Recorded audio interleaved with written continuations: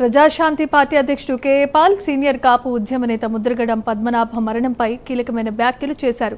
ముద్రగడ పద్మనాభం మరణం తర్వాత ఆయన కుటుంబంలో రాజకీయాలు జరుగుతున్నాయన్నారు కేఏ పాల్.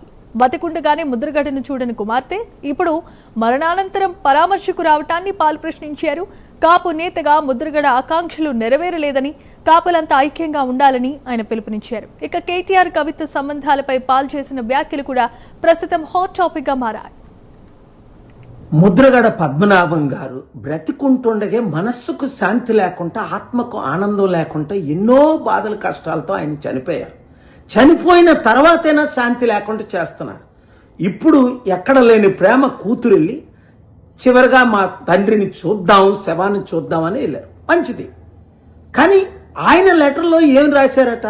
నేను నెల రోజులు హాస్పిటల్లో ఉన్నప్పుడు నా కూతురికి నేను జ్ఞాపకం రాలేదా?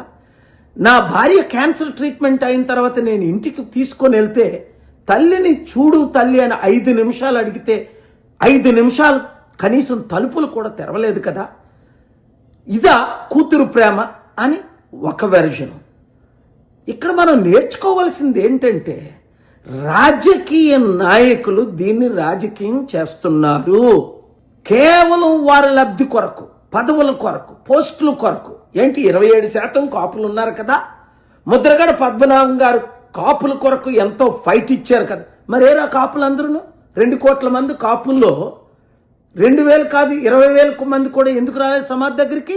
వాళ్ళ పార్టీలు పదవుల కొరకు ఇప్పుడు చనిపోయిన తర్వాత కూడా రచ్చ చేస్తున్నారే తప్ప. కాపులారా ఒకటి గమనించండి, ముద్రగడ పద్మనాభం కోరిక ఏంటి? 27% కాపులున్న వాళ్ళు ఎందుకు ముఖ్యమంత్రి కాకూడదు? 3% ఉన్నోళ్ళే, 5% ఉన్నోళ్ళే మనల్ని ఏలాల 70-80 సంవత్సరాలు. రెండోది, కాపులకి ఎందుకు